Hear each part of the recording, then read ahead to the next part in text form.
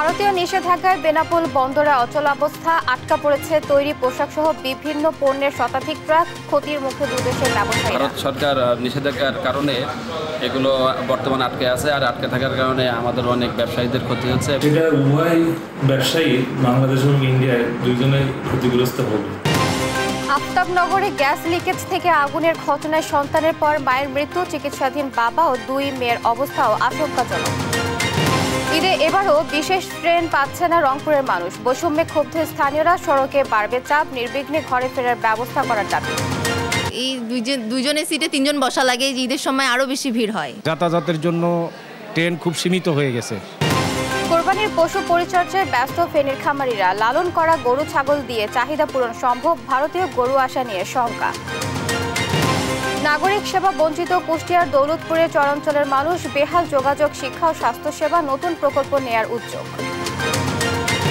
দুদিন পর বাজারে আসছে নওগাঁর আম, বাড়তি পরিচর্যায় ব্যস্ত বাগান মালিকরা, প্রায় ৪,০০০ কোটি টাকার বাণিজ্যের আশা কৃষি বিভাগের। এবং গাজায় ব্যাপক আকারে স্থল অভিযান চালাচ্ছে ইসরায়েল, আরও ১৫০ শতাধিক নিরীহ ফিলিস্তিনের প্রাণহানি, হাসপাতালে সামরিক অভিযান। দেখছিলেন শিরোনাম সংবাদ সকালের সঙ্গে আছি আমি আয়েশা বুবলি। এবার বিস্তারিত। ১.৫ দশক পর ক্ষমতাচ্যুত প্রধানমন্ত্রী শেখ হাসিনার বিরুদ্ধে বার্জ মাউন্টেড দুর্নীতি মামলা সচলের উদ্যোগ নিয়েছে দুর্নীতি দমন কমিশন। আগামী ১৫ জুলাই আপিল বিভাগে এ সংক্রান্ত আবেদনের শুনানি হবে। এদিকে শেখ হাসিনার অবৈধ সম্পদের অনুসন্ধান শুরু করেছে সংস্থাটি। সাবরিনা মজুমদারকে সঙ্গে নিয়ে ফজলে আদিত্যের প্রতিবেদন।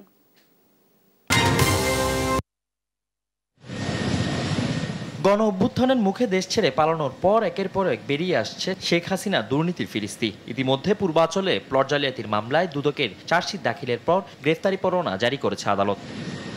এবার শেখ হাসিনার অবৈধ সম্পদ অনুসন্ধানে নেমেছে দুদক। এখন অনুসন্ধানকারী দল সম্পদ বিবরণী জমার নোটিশ জারি সহ তার স্থাবর অস্থাবর সম্পদের হিসাব খতিয়ে দেখবে। মৌলভীবাজারে গণশুনানিতে দুদক চেয়ারম্যান আব্দুল মোনেম বলেন, শেখ হাসিনা ও তার পরিবারের বিরুদ্ধে দুর্নীতির মামলা সহ বেশ কয়েকটি অভিযোগের বিষয়ে অনুসন্ধান চলছে। নির্বাচনের সময় তিনি যে সম্পদ বিবরণী দিয়েছেন, তার ট্যাক্সেশনের ট্যাক্স রিটার্নে যে সম্পদ বিবরণী দেওয়া হয়েছে এবং আমরা যা পেয়েছি তার মধ্যে আমরা তুলনামূলক পরীক্ষা করে দেখছি যে তাতে সম্পদের পরিমাণ অনেকাংশে গোপন করা হয়েছে। কাজে সেগুলি আমরা মনে করছি একসময় এগুলি মামলা মোকদ্দমার দিকে এগোবে এবং আমরা সেভাবে এগিয়ে যাব। সাবেক প্রধানমন্ত্রী, তার সন্তান এবং তার ভগ্নী এবং তার সন্তান, তাদের বিরুদ্ধে মামলা দায়ের করা হয়েছে এবং আরো একটি বা দুটি মামলা অনুসন্ধানাধীন রয়েছে। এদিকে ২০০৭ সালে 111-এর সময় করা বার্জ মাউন্টেন বা ভাসমান বিদ্যুৎ কেন্দ্র স্থাপনের শেখ হাসিনা সহ ৬ জনের বিরুদ্ধে করা দুর্নীতির মামলা সচলের উদ্যোগ নিয়েছে দুদক। ২০১০ সালে শেখ হাসিনা ক্ষমতা থাকাকালে মামলাটি অবৈধ ঘোষণা করে হাইকোর্ট।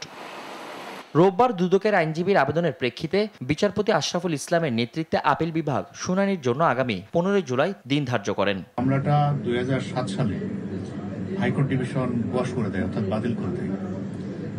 ২০১০ সালে এই রায়টা হয়। এই রায়টার বিপক্ষে আমরা এখন করেছি, এটা লিভ পিটিশন ফাইল করেছি। এটা আজকে ফিক্স ছিল কোর্টে আজকে ২৬ নম্বর আইটেম ছিল।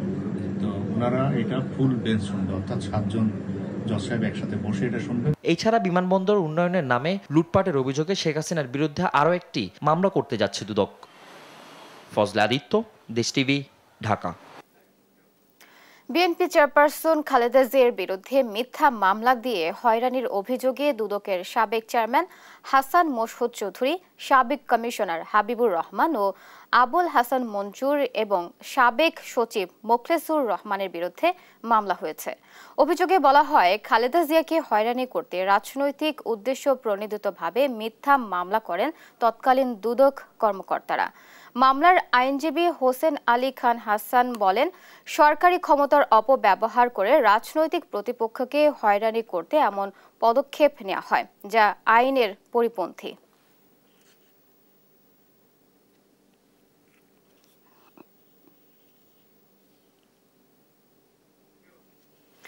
শিক্ষার্থী সাম্য হত্যার বিচার দাবিতে রোববারও নানা কর্মসূচি পালন করেছে ঢাকা বিশ্ববিদ্যালয়ের শিক্ষক শিক্ষার্থীরা।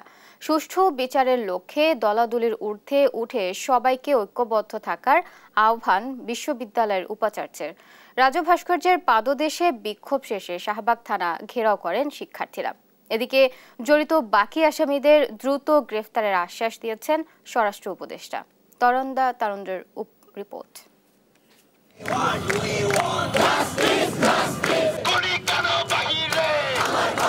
শিক্ষার্থী সাম্য হত্যার প্রতিবাদে স্লোগানে উত্তাল ঢাকা বিশ্ববিদ্যালয় ক্যাম্পাস। সবার দাবি একটাই, জড়িতদের দ্রুত আইনের আওতায় এনে ন্যায় বিচার করা। ৪৮ ঘন্টার আলটিমেটাম শেষে রোববার রাজু ভাস্কর্যের পাদদেশে বিক্ষোভ সমাবেশ করেন সাধারণ শিক্ষার্থীরা। তাদের অভিযোগ, ঘটনার প্রায় ৫ দিনেও জানা যায়নি রহস্য, প্রকৃত আসামিরাও ধরাছোঁয়ার বাইরে।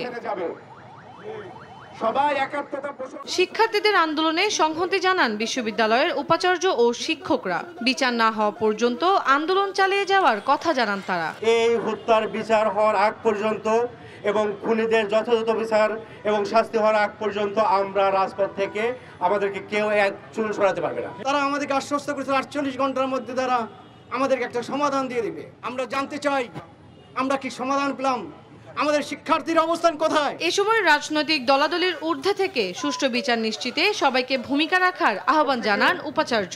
সমস্ত রাজনৈতিক দলাদলির ঊর্ধ্বে উঠে এটি ন্যায় বিচারের স্বার্থে আমাদের ঐক্যবদ্ধ সংহতি প্রয়োজন এবং সেটি আমরা ইনশাআল্লাহ আল্লাহর রহমতে অর্জন করে ছাড়ব। আর সিসিটিভি ফুটেজ পর্যবেক্ষণ করে অপরাধীদের দ্রুত আইনের আওতায় আনার দাবি জানায় সাম্যের পরিবার। আমার ভাইয়ের বিচারের নামে কোনো প্রহসন যেন না হয়। সমাবেশ শেষে শাহবাগ থানা ঘেরাও করেন শিক্ষার্থীরা। শাহবাগ থানার ওসি ও রমনা জোনের এডিসির সঙ্গে বৈঠকে বসেন শিক্ষার্থীরা। পরে সংবাদ সম্মেলনে বৈঠকের বিষয় তুলে ধরেন বিভাগের শিক্ষক সিরাজুল ইসলাম।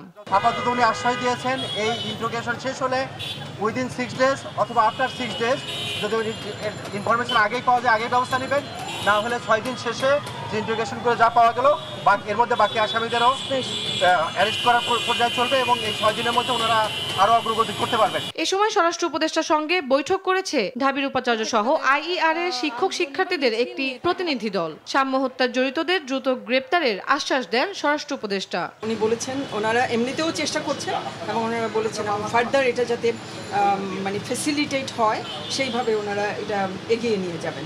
সাম্য হত্যা মামলা ডিবির কাছে হস্তান্তর করা হবে বলে জানান স্বরাষ্ট্র উপদেষ্টা। তন্দ্রা তারুণ্য, দেশ টিভি, ঢাকা। রাজধানীর বাড্ডায় রান্নাঘরে গ্যাস বিস্ফোরণে সন্তানের মৃত্যুর পর এবার মারা গেছেন মা মঞ্জুরা বেগম। রোববার রাত 10:30টায় জাতীয় বার্ন ও প্লাস্টিক সার্জারি ইনস্টিটিউটে চিকিৎসাধীন অবস্থায় মারা যান তিনি। এর আগে বিকেল 3টায় 66% দগ্ধ নিয়ে জাতীয় বার্ন ইনস্টিটিউটে চিকিৎসাধীন অবস্থায় মারা যায় তার শিশুকন্যা। গত শুক্রবার রাত 12:30টায় দগ্ধ অবস্থায় একই পরিবারের নারী শিশুসহ 5 জনকে জরুরি বিভাগে ভর্তি করা হয়। এই ঘটনায় নিহত শিশুর বাবা তোফাজ্জল হোসেন শরীরে 80%, তার মেয়ে মিথিলা 60% ও তানিশা 30% দগ্ধ অবস্থায় হাসপাতালে চিকিৎসাধীন রয়েছেন। তাদের সবার অবস্থা আশঙ্কাজনক।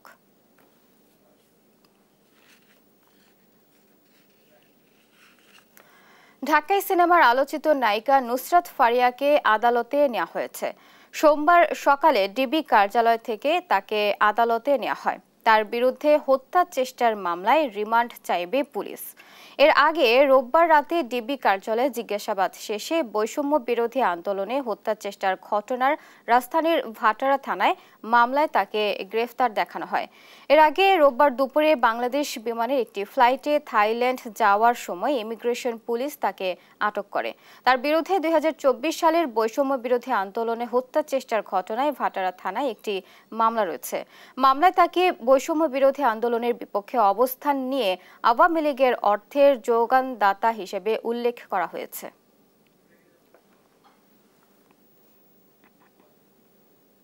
শিক্ষার্থী সাম্য হত্যার বিচার দাবিতে কর্মসূচি অব্যাহত রয়েছে ঢাকা বিশ্ববিদ্যালয়ের শিক্ষার্থীরা। দ্রুত বিচার না হলে মার্চ টু যমুনার হুঁশিয়ারি দিয়েছে ছাত্রদল। দর্শক, ক্যাম্পাসের পরিস্থিতি জানাতে সরাসরি যোগ দিচ্ছেন সহকর্মী তন্দ্রা তারুণ্য। তন্দ্রা ছাত্রদল নেতা সাম্য হত্যার বিচার দাবিতে আজ কি কর্মসূচি রয়েছে আমাদের জানাবেন।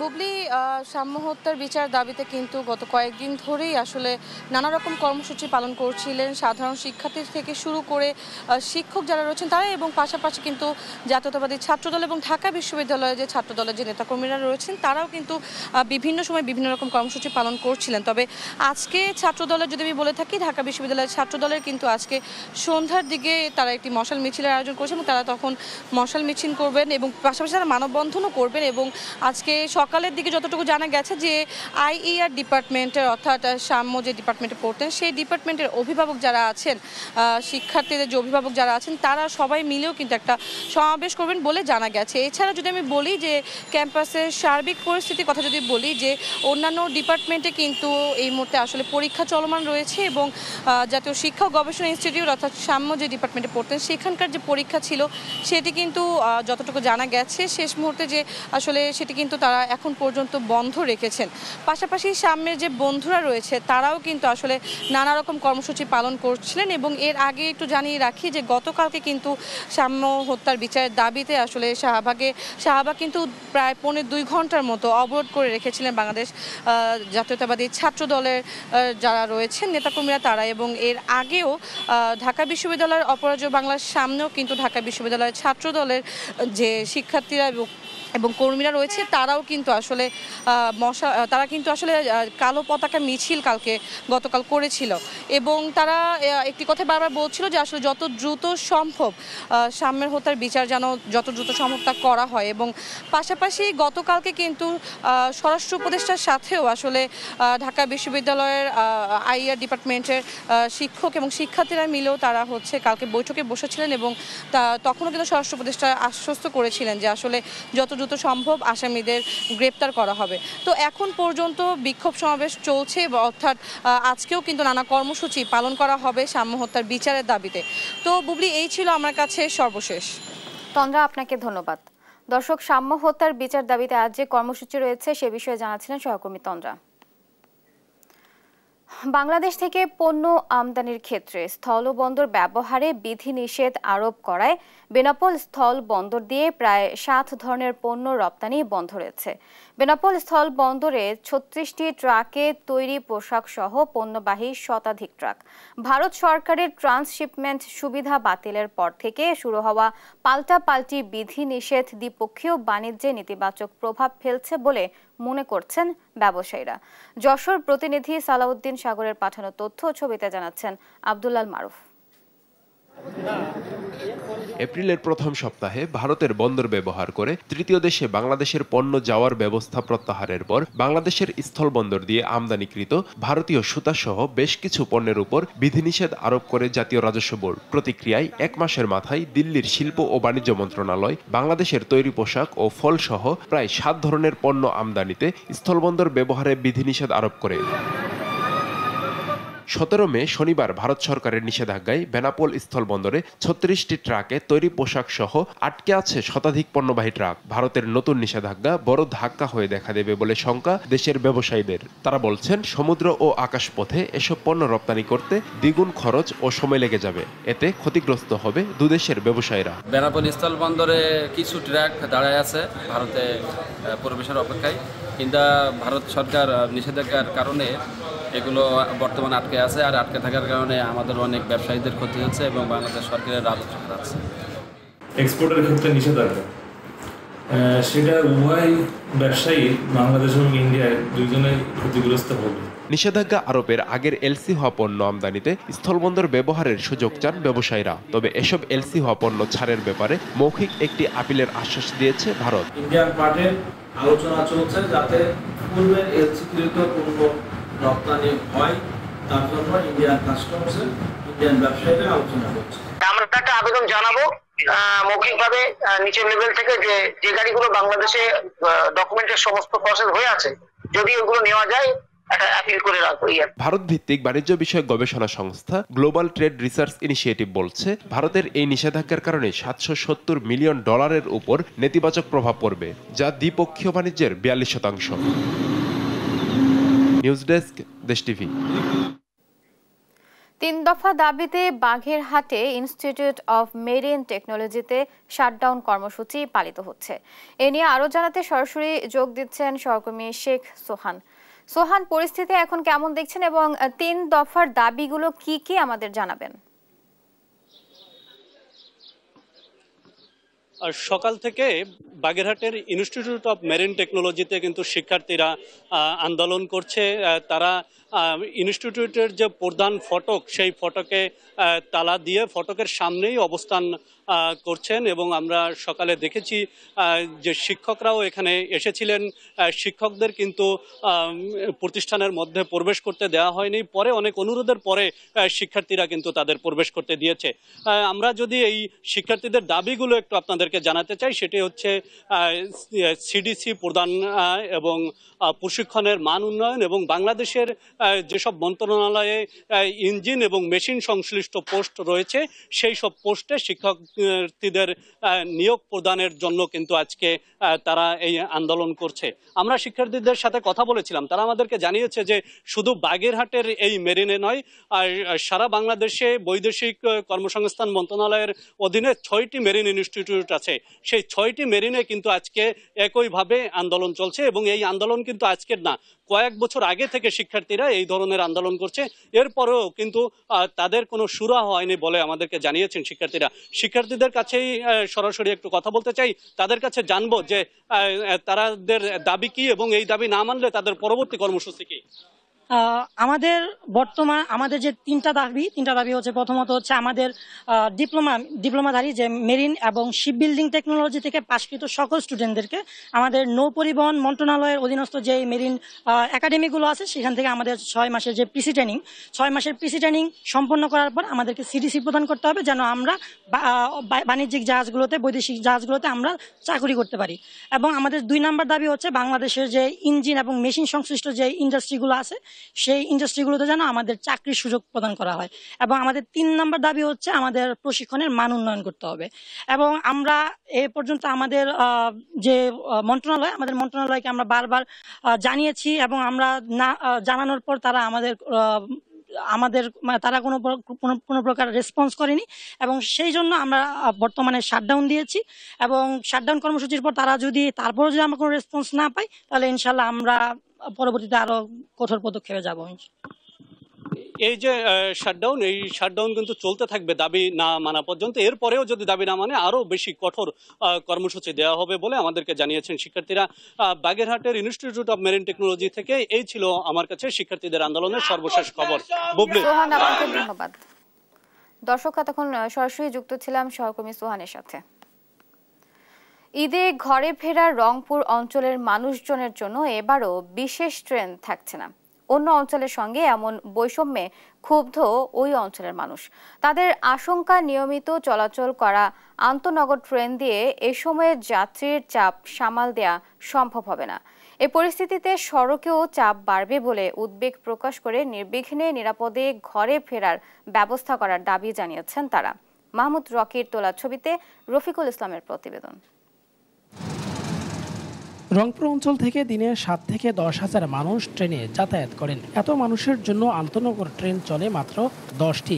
ঈদের সময় যাত্রীর সংখ্যা বহুগুণে বেড়ে গেলেও বাড়ানো হয় না ট্রেনের সংখ্যা, বরং সমস্যা নিত্যর সঙ্গে হয় ঈদ যাত্রীদের।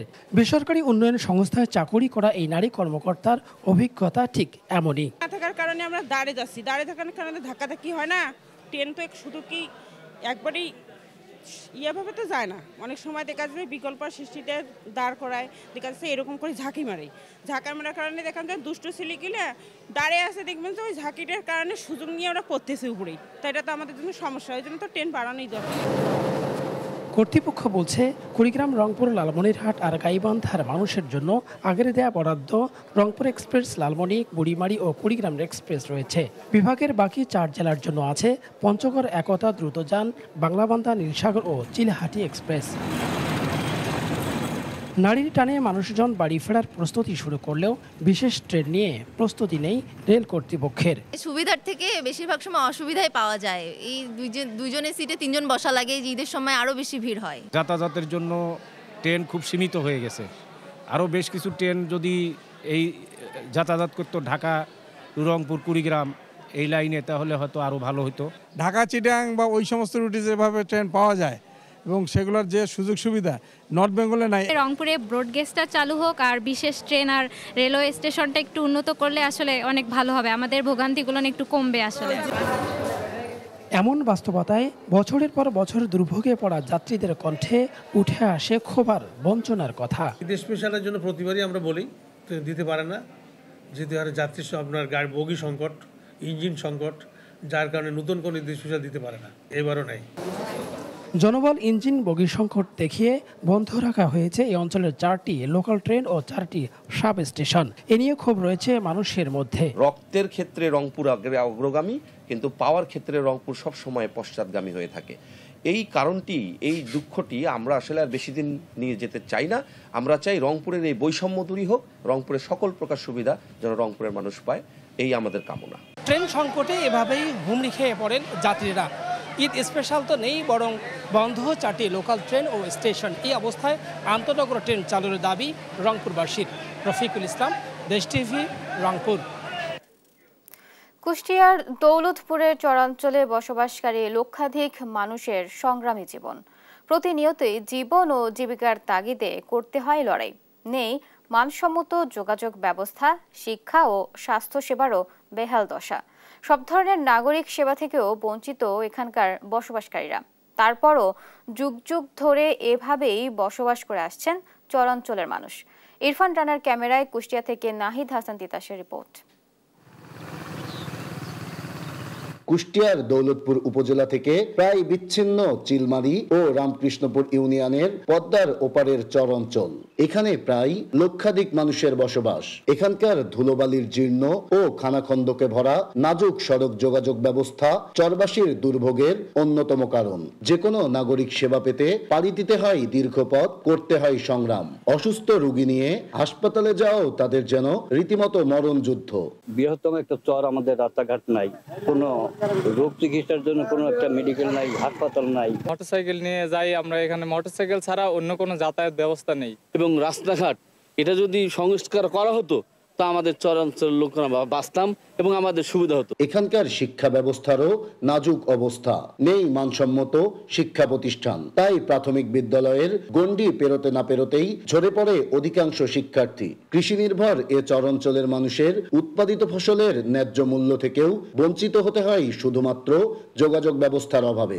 আমরা শুনেছি ছোটবেলায় আমাদের একটা হসপিটাল ছিল, এই হসপিটাল কোথায় আছে, কি অবস্থা আছে, কিভাবে চিকিৎসা হয় তা আমরা জানি না, খোঁজ খবরও জানি না। চরাঞ্চলে আবারটা ভালো হয়, ফলনও ভালো হয়, দাম পাই না আমরা, দাম পাই না মানে গাড়ির রাস্তা নাই। জনপ্রতিনিধিরা বলছেন চরবাসীর জীবনমান উন্নয়নে একাধিকবার প্রকল্প প্রস্তাব জমা দিয়েও হয়নি তার বাস্তবায়ন। টেকসই পরিকল্পনা ছাড়া কোনো সমস্যারই স্থায়ী সমাধান সম্ভব নয় বলেও জানান তিনি। স্বাস্থ্য কমপ্লেক্সটা খুব জরুরি দরকার, যেখানে জমি দিলাম অথচ স্বাস্থ্য কমপ্লেক্সের ব্যাপারে স্বাস্থ্য বিভাগ কোনো রকম উদ্যোগী নিচ্ছে না। তবে উপজেলা নির্বাহী কর্মকর্তা বলছেন ইতিমধ্যেই চরবাসীর যোগাযোগ ব্যবস্থার উন্নয়নে প্রকল্প প্রস্তাব করেছেন তারা। একনেকে পাশ হলেই শুরু হবে কাজ। এই ব্রিজটা 500 মিটারের অধিক হওয়ার কারণে আমাদের এখানে একনেকের একটা অনুমোদনের প্রয়োজন। আমরা এখন সেই পর্যায়ে আছি। তো আশা করা যাচ্ছে যে খুব অদূরেই আমাদের এই চিলমারি ইউনিয়নের জন্য বা ইউনিয়নবাসীর জন্য একটা সুসংবাদ আসবে। দ্রুতই চরবাসীর নাগরিক সেবা নিশ্চিতে উদ্যোগ নেবে সরকার। সমাধান হবে সকল সমস্যার, এমনটাই প্রত্যাশা সবার। নাহিদ হাসান তিতাস, দেশ টিভি, কুষ্টিয়া। পবিত্র ঈদ উল আজহাকে সামনে রেখে কোরবানির পশু পরিচর্যায় ব্যস্ত সময় পার করছেন ফেনীর খামারিরা। তবে গোখাদ্যের দাম বাড়ার পাশাপাশি ভারতীয় গরু আসলে ক্ষতির মুখে পড়ার শঙ্কায় তারা। প্রাণী সম্পদ অধিদপ্তর বলছে জেলায় লালন পালন করা পশু দিয়ে এবার কোরবানির চাহিদা পূরণ সম্ভব। অবৈধভাবে সীমান্ত হয়ে ভারতীয় গরু প্রবেশ বন্ধে নজরদারি বাড়িয়েছে বিজেপি। সহকর্মী তোফায়েল আহমেদ নিলয়ের রিপোর্ট জানাচ্ছেন শামীম হোসেন। ঈদ উল আজহাকে সামনে রেখে পশু পরিচর্যায় ব্যস্ত ফেনীর ফুলগাজীর বক্স মাহমুদ ইউনিয়নের মোহাম্মদ ইব্রাহিম। 2021 সালে 7টি গরু দিয়ে শুরু করেন মদিনা এগ্রো ফার্ম নামে একটি খামার। বর্তমানে তার খামারে 180টি গরু কোরবানির জন্য প্রস্তুত রয়েছে। শুধু মদিনা এগ্রো নয়, জেলায় ৫,০০০-এর অধিক বাণিজ্যিক খামারে শাহিওয়াল, ফ্রিজিয়ান, নওরেজিয়ান রেড, দেশি বলদ সহ বিভিন্ন প্রজাতির গরু রয়েছে। পাশাপাশি ব্যক্তিগতভাবে অনেকে গরু, মহিষ, ছাগল ও ভেড়া কোরবানির জন্য লালন পালন করছেন। এখানে ৩৭টা গরু নিয়ে আরম্ভ করছি, তারপরে প্রায় ৭০টা গরু দিছি পরবর্তী বছর, এর পরবর্তীতে ১৮০টা গরু দিছে। এখন চিন্তা ভাবনা আছে সামনে আরো বড় করার জন্য। সারা বছর গরু লালন পালন করে যদি কোরবানি লাভের আশা না করতে পারি, তাহলে আমাদের পুরো বছরের এটাই একটা লস প্রজেক্ট হয়ে যায়। দেশি প্রজাতির গরু ছাগলের চাহিদা বেশি থাকায় পছন্দের পশু কিনতে ক্রেতারা ছুটছেন বিভিন্ন খামারে। হাটে ভিড় এড়িয়ে সুস্থ সবল পশু দেখে শুনে কেনার বিকল্প খামার বলছেন ক্রেতারা। বা আমরা যদি খামারের এখান থেকে গরু কিনি, এরা আমাদের পরিচিত, গরুটা ভালো হবে, এটার ভিতরে কোনো রকমের কোনো সমস্যা হবে না, গরুর ভিতরে 100% গ্যারান্টি হবে। হাট বাজারে গেলে তো ভ্যারাইটিস গরু দেখা যায়, আর আমি শুনছি এখানে মোটামুটি গরুগুলো সবগুলোই চয়েসফুল। এখান থেকে চয়েস করতে সুবিধা আর কি, কিনে রাখলাম, প্রয়োজনে ঈদের আগের দিন নিয়ে গেল। ২০২৪ সালের ভয়াবহ বন্যায় ব্যাপক ক্ষতি হয়েছে প্রাণী সম্পদে। সেই ধকল কাটিয়ে ঘুরে দাঁড়িয়ে সক্ষমতা অর্জন করেছে ফেনীর মানুষ। এবার জেলায় কোরবানির পশুর চাহিদা রয়েছে ৮২,৩৩৬টি। তার মধ্যে বাণিজ্যিক ও পারিবারিকভাবে লালন পালন করা হচ্ছে ৮৭,২২৭টি গবাদি পশু। আপনারা জানেন যে বিগত বন্যার পরে ফেনীতে ভয়াবহ বন্যায় অনেক গবাদি পশুর ক্ষয়ক্ষতি হয়েছে। তারপরেও ফেনীর মানুষ এই দুর্বিষহ বন্যা মোকাবেলা করে তারা এই যথেষ্ট পরিমাণ পশু কোরবানির জন্য প্রস্তুত করেছে। এদিকে অবৈধভাবে ভারতীয় গরু প্রবেশ বন্ধে সীমান্তে নজরদারি বাড়িয়েছে বিজিবি। এই ব্যাপারে অত্যন্ত শক্ত অবস্থানে আছি। গত ২ মাসে আমরা প্রায় ২৬ লক্ষ টাকার গরু সীমান্ত এলাকা বিভিন্ন স্থানে থেকে অবৈধভাবে যাদেরকে নিয়ে এসেছিল সেগুলি জব্দ করেছি এবং কাস্টমসে সেগুলি জমা দিয়েছি। গোখাদ্যের দাম কমানো গেলে তৈরি হবে নতুন নতুন খামারি, কর্মসংস্থান হলে সচল হবে অর্থনৈতিক চাকা, এমনটাই মনে করছেন সংশ্লিষ্টরা। নিউজ ডেস্ক, দেশ টিভি।